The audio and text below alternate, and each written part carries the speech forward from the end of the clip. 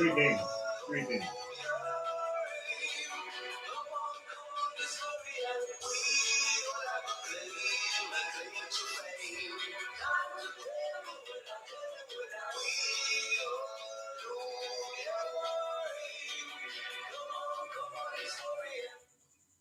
Greetings. Here they are. Welcome, ones and ones. I Black Sunday School. Dr. Ayman Black, Chancellor. And let me just begin by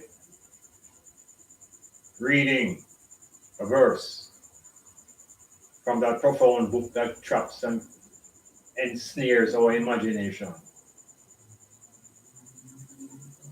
It's the book of Genesis.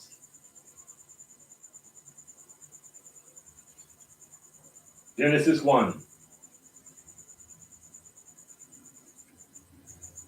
verse 26. As Black people, we are captivated by this line. Separate from in the beginning. This is at the 26th verse, chapter 1. And it says, "And God said, let us make man in our likeness, in our image. And let them, man, have dominion over the fish of the sea, and over the fowl of the air, and over the cattle, and all over the earth, and over every creeping thing that creepeth upon the earth." Genesis 1, verse 26. I think this is an extremely important line of thought to revisit or to visit as an African mind seeking its own liberation in the West. We have to read these lines not as cattle and captive, but as liberated thinkers without fear. So this particular Black Sunday School wants to address what I'm calling the theories of origin. Origin is a term that nearly every individual thinks about at some point in time. Origin, beginnings, how things start. And the ultimate question that individuals tend to ask themselves is, how did the world begin? How did life begin? So these become profound philosophical questions. And what assists in that inquiry is a cultural perspective. that the individual takes. So this reasoning will address the theories of origin, the way they have been presented to I and I know as a race of people. I outline 4 theories of origin. Origin. And what we realize is mind at work. The first, we're going to call it the Big Bang. That is the most current theory to explain origin, the Big Bang theory.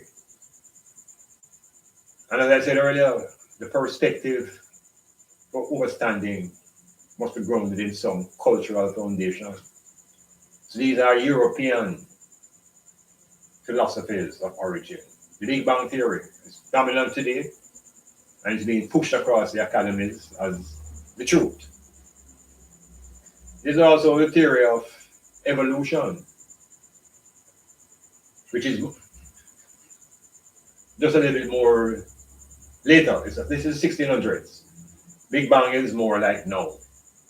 So we have to deal with evolution given to us and spearheaded by another European called Charles Darwin. And Darwin's theory was about the origins of the species. And he was interested in the species that he would eventually call human being. So we have the Big Bang theory, the theory of evolution, that all things came from a single cell and evolved, etc. Then there's a theory of creation, which is not really a theory, it's more like a mythology. And this mythology explains another perspective of origin, how things begin. Now let us deal with these first 3 theories, because the 4th one is absolutely outstanding and outlandish relative to the ones that the Europeans have given us. So we have 3 theories of origin. We have the Big Bang theory, which they claim is heavily scientific. Then the theory of evolution following behind. And then there's the theory of creation, which most Africans, black people generally in the world has been given that, particularly in the slave experience. As this story has been embedded in our consciousness. Early in the book of Genesis, here it is on the first page. Now, to be analytical, we have to release ourselves from emotions, that we can examine the things without clouds, without fear and without doubt. As an enslaved people, we are forced to communicate through an alien language, the language of English. So for this basic understanding of what we just read about God and us and them, we need to pay attention to 2 particular strands of language, 2 important areas of English language. One is masculine, feminine, and the other is singular, plural. We must be able to be clear in our assessment and thinking what is masculine and what is feminine as foundation thoughts. What is singular, what is plural. One versus many, male juxtaposed to female. We hold that understanding and we penetrate now the reading. We penetrate the reading now on that chapter 1. The first line of the book says, "In the beginning, God created heaven and earth." We hardly ever investigate that line. We acknowledge that as some inherent truth. And we don't ask, how did hell come into being? Heaven and earth, yes, but who or what created hell? So we move along from that. And I would like to suggest to the idea now that this is the beginning, that line is the beginning of the capture. You say, capture what I'm on? The beginning of the capture of the imagination of the individual. The African's imagination coming out of that enslavement bombardment has been captured by the lines in the beginning. You have to wait until what's going to happen next, but you have to be opening up your imagination in the beginning. So we push into that imaginary creation and we move to the point where all the animals, all the plants, the ecosystem, everything is in place. One thing remains, the emergence of people. There are animals, there are plants, there are birds, they're all living kinds according to the narrative. It is in verse 26 that we have to engage now with the mystery of how people, black people now, African people, how did we come into this earth stage? How did we join the party? What is our explanation for our genesis? We are told over and over that if we don't know where we're coming from, we can't define where we're going, much less knowing where we are at the moment. And where we're coming from is out of a theoretical framework established by Europeans. We have to disseminate the truth. We have to break down, disaggregate that reasoning and look between the lines. So we reach the time when we want to know how we come into the earth as people now. And all the while we've been dealing with God as the creator. But God is singular. And God has no gender. Remember I said, we're going to examine gender and we're going to examine singular and plural. So the God that created heaven and earth has no gender. It's neither he nor she. English language will make you define that God as it. Neuter gender. So we have a singular God. And that singular God is responsible for creating all things until we get to the sixth day. And on the sixth day, God becomes plural.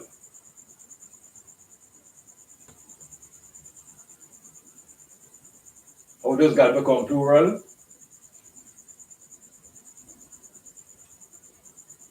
And God said, let us make man. And we apply our tools of analysis. And we see that God has switched from a singular to plural. God becomes us. So the first set of queries comes up in the mind. Who is us? And we are giving this fluffy explanation that it is him and his son. Yes, that this is God and his son. In the creation, saying, let us, him and his son, two males, are going to create man. So what is us?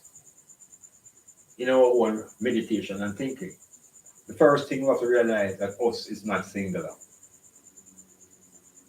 And because you're not singular, you're a plural or multi. So the depth of the thinking expands if we look at the nature of the language. That if God becomes plural, then God also becomes many. And many doesn't mean only two. Many can mean many. So we have to be inquiring about the nature of this God that has become plural. And has said, let us make man in our image. Our is plural. So it is reinforcing the plurality now of this God. That God speaks about us and speaks about our image and our likeness. So what is the nature then of this God? You see? So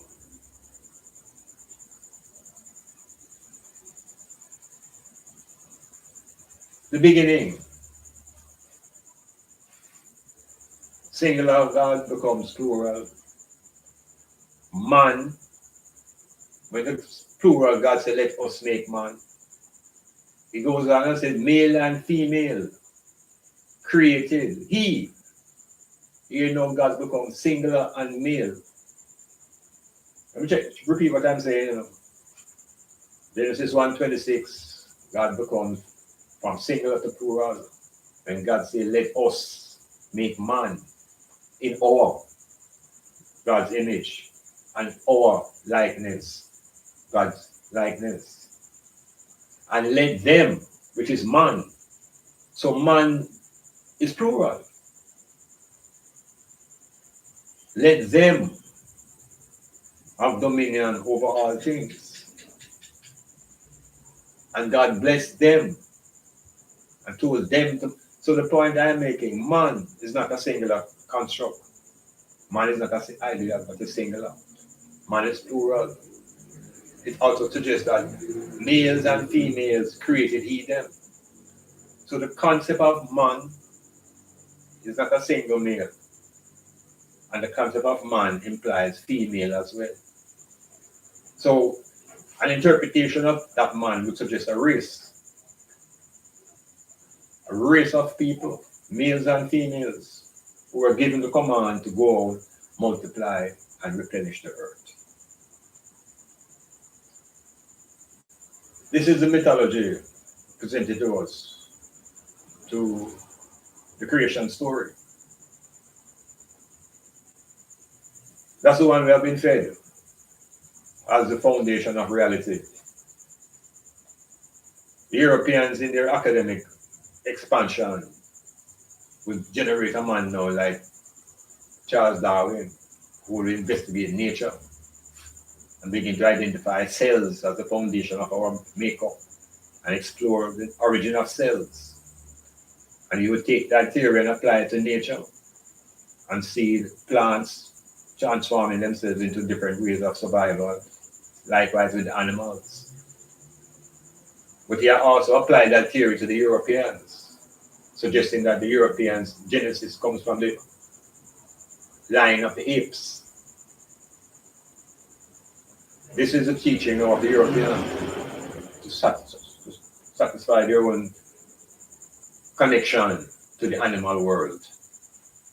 So Charles Darwin was able to, through scientific research and study, see the movement of cellular development and connected the human foundation of the European to the animal kingdom.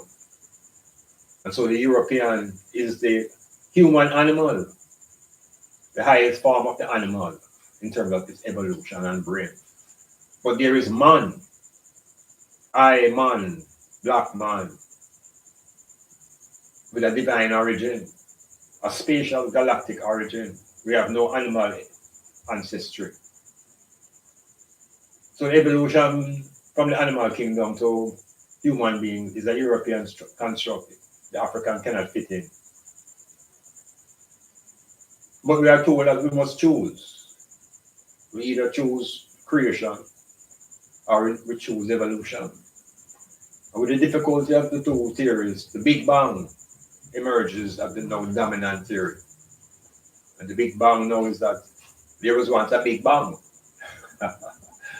And out of this bang of energy, everything is here. But that subtly suggests that there is a creative source for the bang. So it takes us right forward now into the concept of a creator. And so all of the theories that suggested to you so far still anchor under the concept of one creative force. That's the force that they tell us control us. And we must be subservient and obedient to that force. All in the imagination. So, and I'm looking at the theories of origins, where African people are struggling to find out where them come from. And every time we trace ourselves through books and things, we have to end up in the King James Bible, and then they take us to Egypt, and then that's where we get stuck. We can only glorify and salivate around Egypt and the pyramids. We can't even go over to Sudan and embrace Nubia. We're able to embrace the Nubian culture. We're in Nubia, there is far, far more superior and bigger pyramids that were found than were found in Egypt. The Europeans cling on to Egypt because they're close to where they come from, geographically. But historically, it's not the foundation of all that is black. So, going to Sunday school and Sunday mornings, never got a chance to ask anything about origin because we were all convinced that God made man and so forth. But then we are confused because after that chapter 1 in The Genesis chapter 2 now tells you about Lord God creating a male now out of the dirt. Now, what is that? What is that male being created out of dirt? By what? And by whom?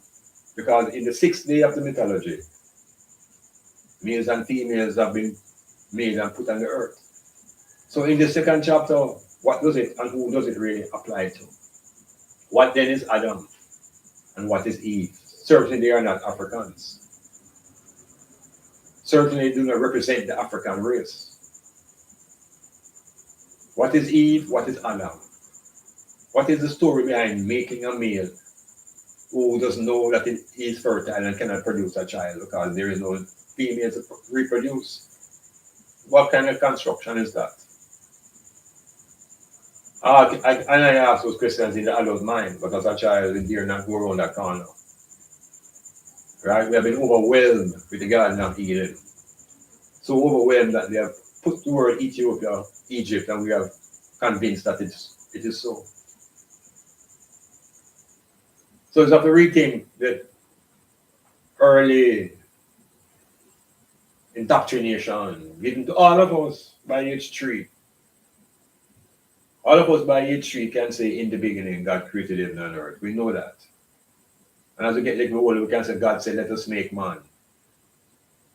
And we begin to become indoctrinated in the tail. But we want to let go of the tail now and embrace the head. The head is the seat of consciousness. The serpent is a wise symbol of regeneration of life.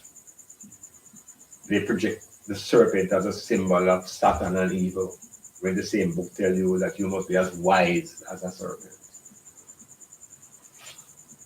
So this Sunday reasoning about theories of origin, and whose theories do we get dominated and controlled by? Religion gives us a theory of origin that takes us into a garden of story and all of this war in heaven before the earth was created, and a bag of confusion. Evolution theory of Darwin takes us through the animal kingdom, and it defines us as developed animals. Black people were never in that lineage. We were never animals. Our proximity to the green plants makes us more realistically connected to the plant kingdom than to the animal kingdom. Our biological makeup is quite similar to the plants. The green plants, with their pigmentation forces. These are the forces that also run through the black people, but it's running through unconsciously. So we have to get to the origin, to lift up our consciousness out of the dirt. Realize that the dirt have the minerals, but we need our consciousness to manipulate the environment and stay in control. So just touching on the Sunday school, power of the indoctrination, planted deep, it is almost at our collective unconscious now. It is almost there, unquestioned. So that child asks where you come from. And because our parents were ill-informed, give us all kind of story. Although we carry the story about us coming from the star, being delivered by the star. And then the story goes on that we want to know where we come from. It's from an activity of sin. Because we come from sex as an activity. And that is the damnation put on African people. That if we sex, we are committing as act of disobedience. Because Lord God say you mustn't sex. Where is that? It's in the Middle Ages, you know. In the Middle Ages, when the Europeans were just getting engaged with females as a companion. Sex was not allowed, you know. You have to get permission from the king. Fornication under the consent of the king is what was needed. F-U-C-K. Fornication under consent of the king. And I don't go up under them constrictions there. Males and females generate towards and vibrate towards each other from before the beginning of the biblical times. It's in the biblical times now that males and females become enemies to each other. In the same Bible, where males and females become enmity to each other, and are defined as opposites. How can we hold those concepts of our females being opposite to us as males and we be opposite to them as it can't be? We are complementary beings. We are never opposites. We coordinate.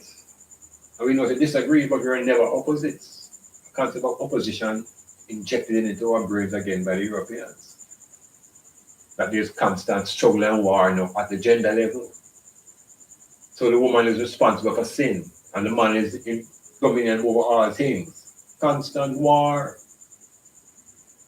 Why should man need dominion over all things?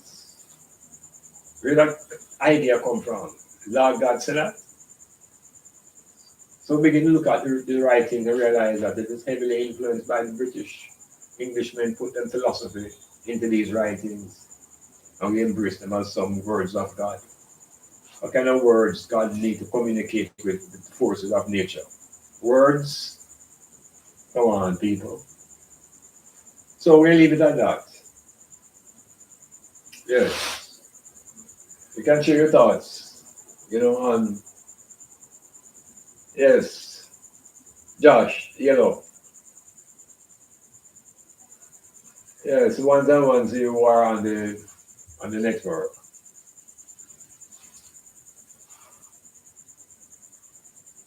Kazideki. Yeah. All right. Yeah, so I'm on Block to put forward some perspectives on this way to liberation. Because our imagination is what has been captured in the deepest of ways. We got some fresh images of 3I Atlas, a third ever interstellar object. You see, our imagination, people. There are three mighty. The third ever interstellar object. There are three mighty forces that we can push out of our psychological makeup. We can push out our will. We can push out our desire, and we can push out our imagination. These are three power forces within I and I psychological makeup: willpower, desire, and the imagination. When we get those three forces connected, we can reconstruct pyramids, and we can rebuild our sciences. We can rebuild our society. Serious thing.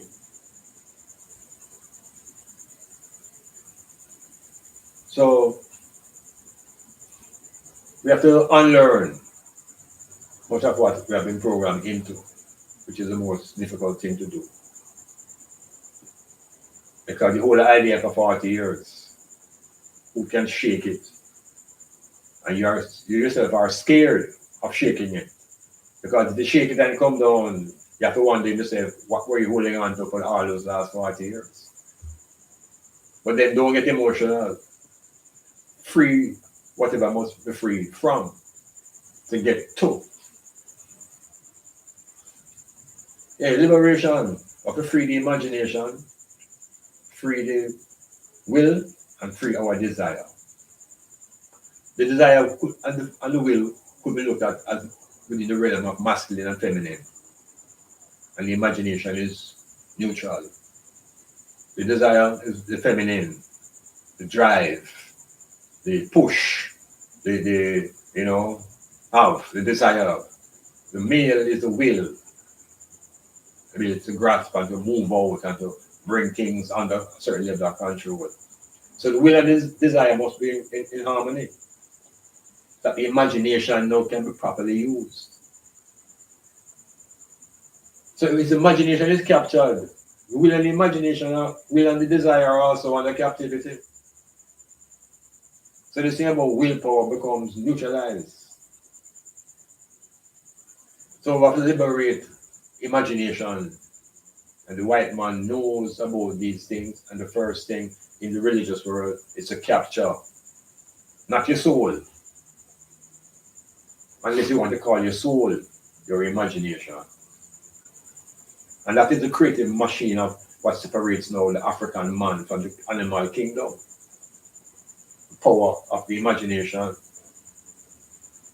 the power of creativity, not in the negative, destructive creation, but in the creativity of continuity.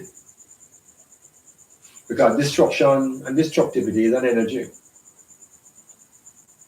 It's just how we utilize the energy based upon our culture and our history and the knowledge of our own being. So again, anybody who takes them, they must say they want to know themselves. You have to know your biological foundation, how you make up from the egg and the sperm. What are the processes that go through to bring you to the point where you are, that you can even say self. And if you want to know where you come from, you have to read the doctrines that they give us and go through them and dispel and renounce what must be renounced. We can renounce openly that none of us as African people have a genesis coming out of any dirt. We come from egg and sperm. We know about the water and we know about the fire. We can't come from dirt. We have dust. We are made by dust, of dust. But this dust is not the dust of the earth. We're talking about cosmic dust. Yeah, we are made up of cosmic dust. So it's have to redefine our being. Take it out of the Europeans' frame. Same way Ouagadougou and Mali moving out the frames of borders. So we have to move these things also out of our minds. So 31 minutes. I want to say to the island. Yeah, you want to drop in an email at iblak@yahoo.com. What do you think about the theories of origins? How does the African get expressed and explain his origin? Beyond what the Europeans tell us about we coming out of a garden. Yes, what about the anciency of the books that have been written thousands of years before this set of writings were put together now as the words of God? So God had no words all these millions and millions of years before. God had nothing to say. Since Europe come, God's words come, that they have no put words of God in a book. The characters that have no reality in historical time. From Adam to the divine John.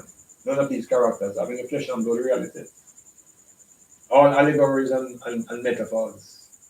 Yet we think that they are real. We think that figure of speech is reality. Where we're coming from, we have to return and realize that it's a false beginning. There was no beginning.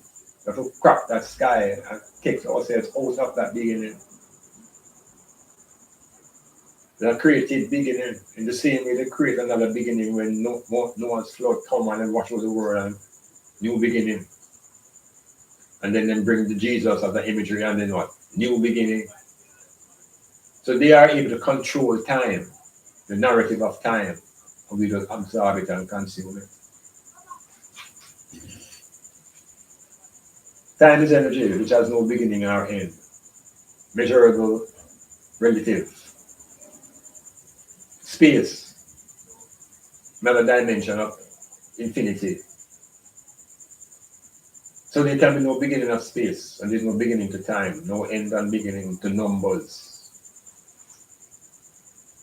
So there's no end or beginning to the energies that run through I and I as a people. As long as the sun shines, and there are many, many suns in the universe and in the galaxies and in the multiverse. So there are things to do. We have to move away from the one God construct and the one universe, and we are living to this one verse. There are multiple verses, infinite sounds, vibrations. So levels of consciousness, and we're aspiring to be able to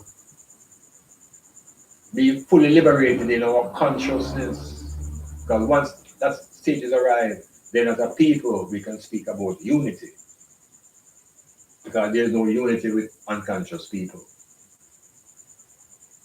So collective consciousness, important towards the transformation. But consciousness precedes unity. So each individual now has a task to bring him and herself to a level of consciousness that the unity can really begin to be manifested.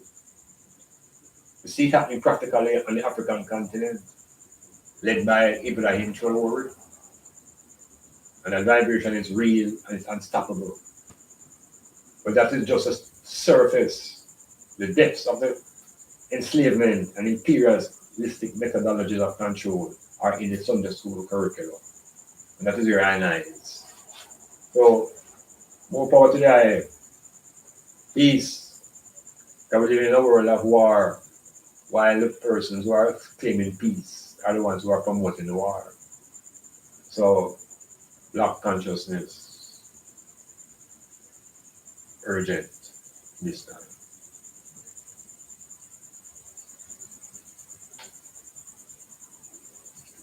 Yes, so I'm gonna find him a tune who will take me out. See?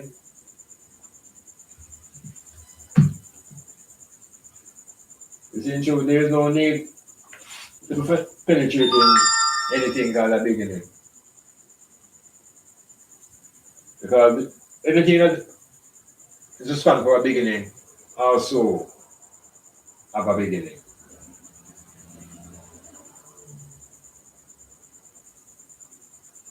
And time, moments of existence.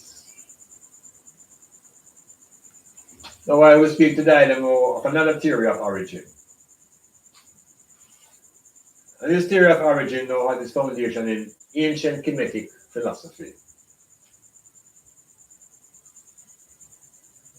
This philosophy speaks to a state of existence where everything is steady. It's called the steady state theory. The ancients in Kemet were of the view that the earth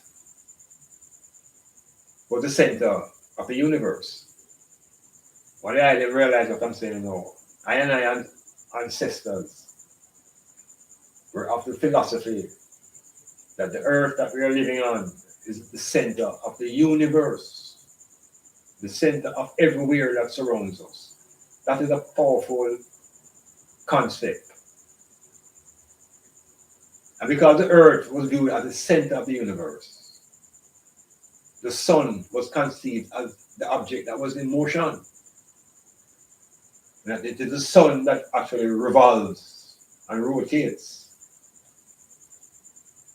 So, under this philosophy, the earth always existed. The steady state theory suggests that there is no beginning to earth and that there is no end to the earth. And that I and the beings on earth, are at the center of the universe. And we are the creators of the universe through the power of our thoughts. Check this out, people. You have two terms, heliocentric and geocentric. The ancients of I people considered the world universe to be geocentric, meaning everything was centered around the earth. It is the Europeans, Copernicus, and some other theoreticians who come up with the theory now of a heliocentric universe. So we get lick off our concept of how the universe construct. And now we hold on to the idea that we are insignificant as a small planet revolving around a sun.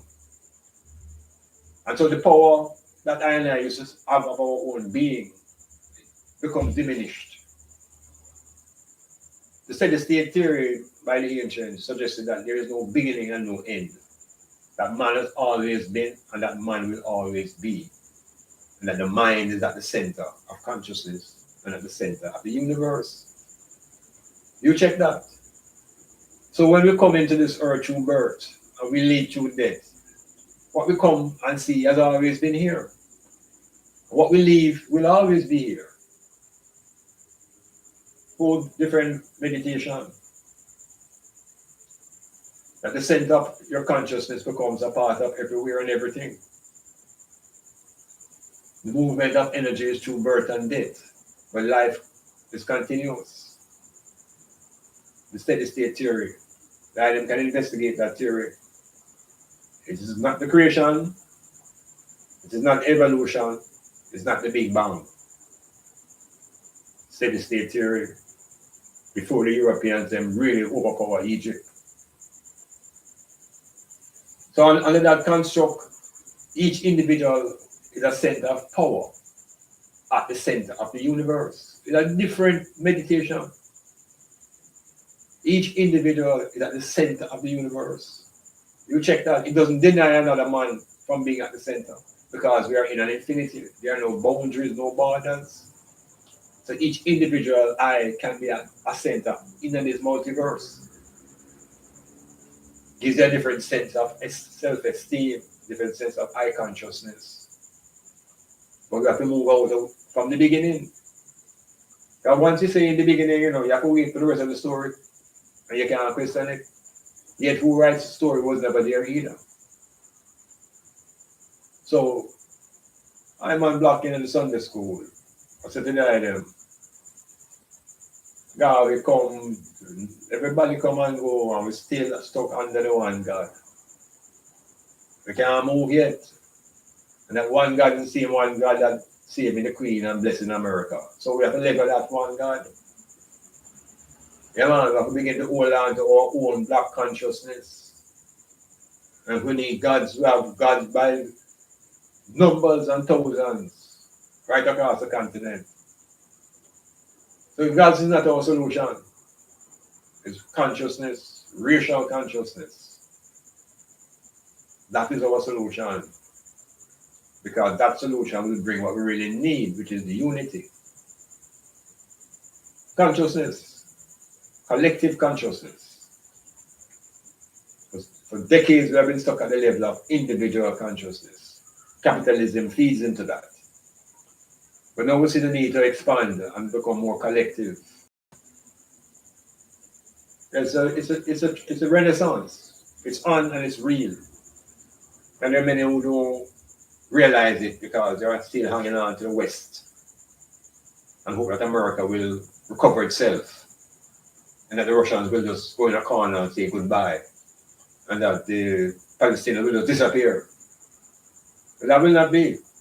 So while all those things unfold, I and I as African people need to be shaken up, not just like Traore and that way, but shaking up the foundation that we have been resting on for the last 2,000 years. That construct that starts from in the beginning. And the nature of that God that we have been serving. And why should a God need servants? You're almighty, why you need servants? Sound like Trump behavior. Alright, we'll leave that.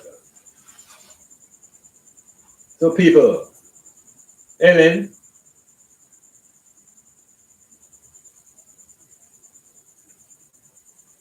alright. So one world universe is part of Hermetic theory. Alright. One world now.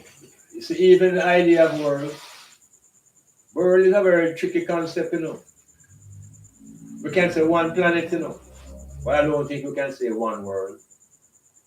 There are several worlds, almost an infinite amount of worlds, even just on our Earth.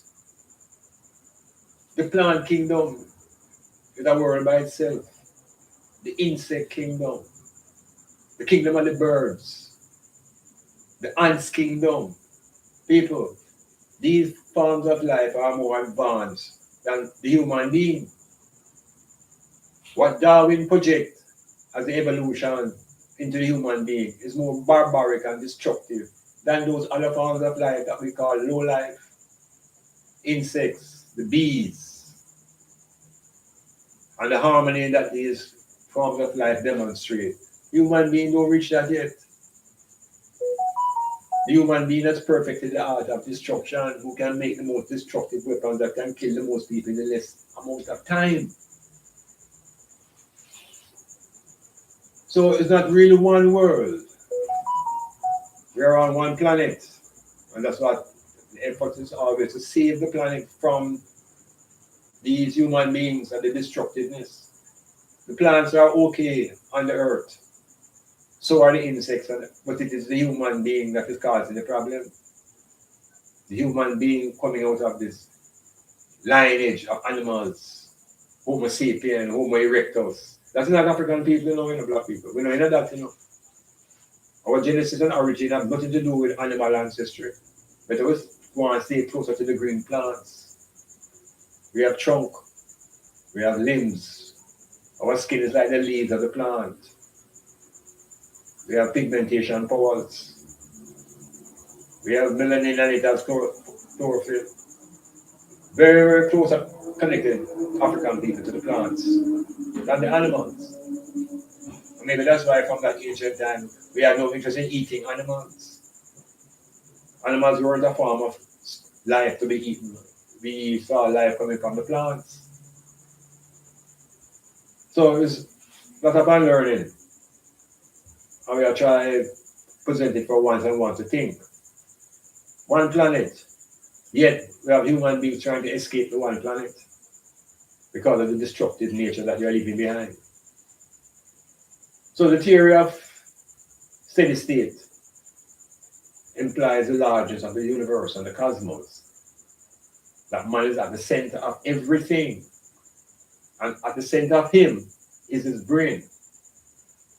Brain, mind, which is the creative force.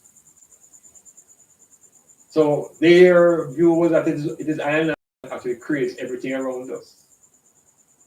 Check it. When I say everything, I mean everything. The galaxies, the solar star, the black holes, all those things are out of the creative powers of mind. I black Sunday school drifting away. So, let's see if I can make any more comments. Ari? Okay. Ellen? Josh? Kesidek? Thank you very much for making your input. I'm really trying to encourage ones and ones to explore your own fears and your own concepts of beginning and origin.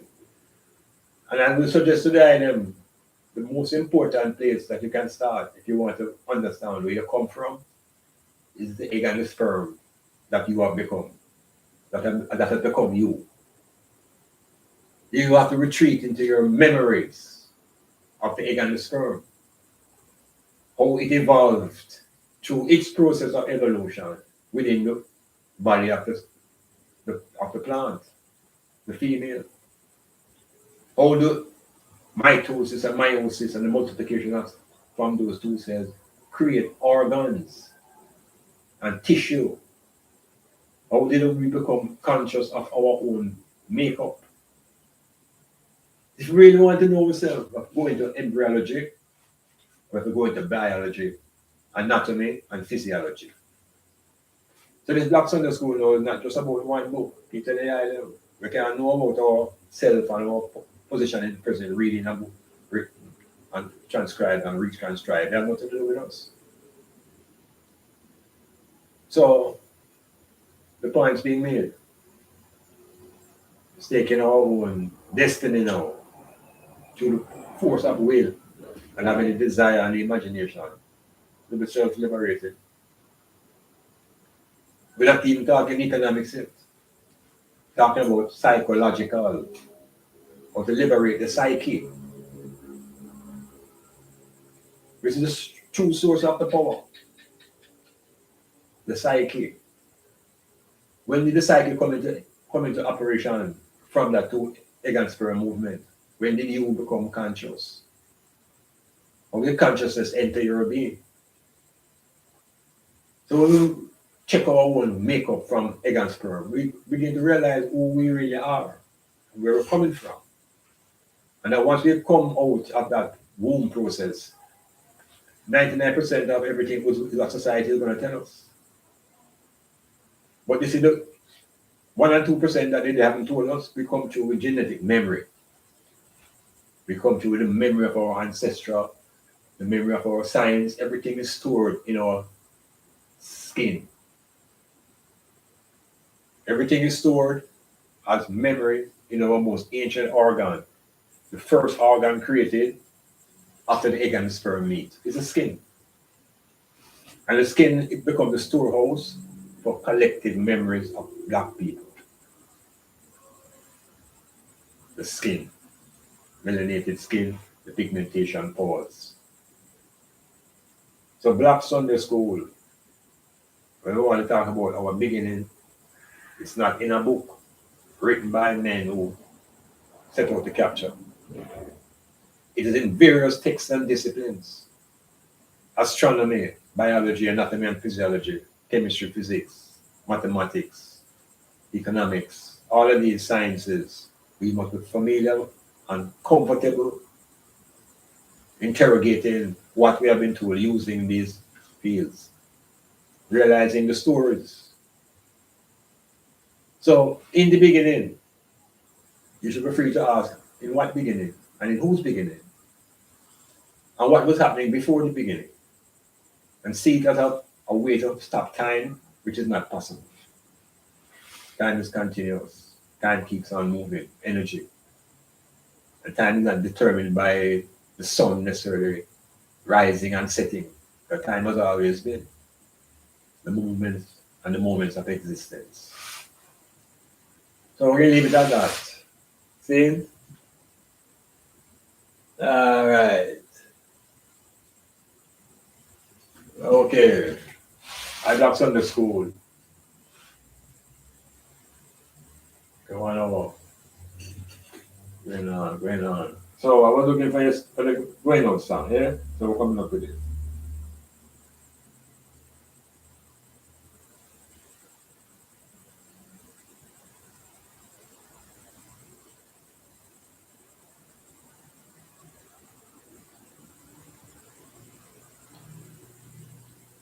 Yeah.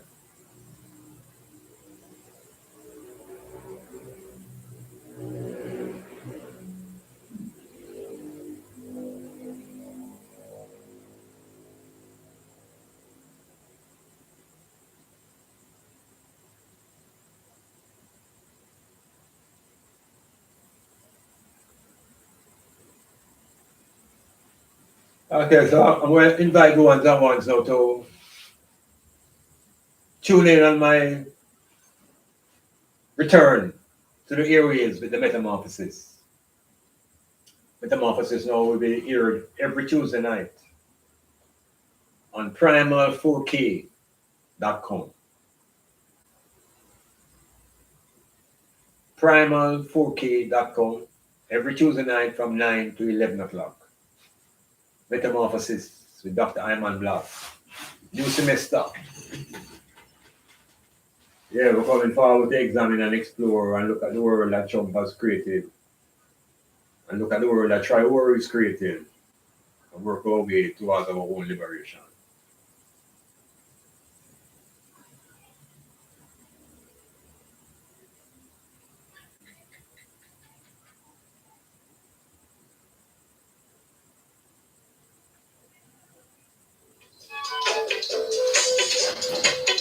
Yeah. So I that.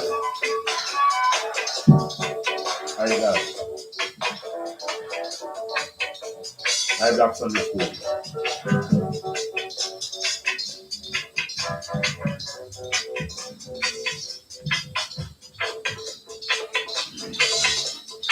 Yes, you can remind your friends that there is something to look on at this channel. You can subscribe and encourage one and one to tune into the Black Sunday School. Yeah. Metamorphosis. Back on the air again. At primal4k.com every Tuesday night from 9 to 11. Transforming consciousness from me-centeredness to I consciousness. Peace and power of the island.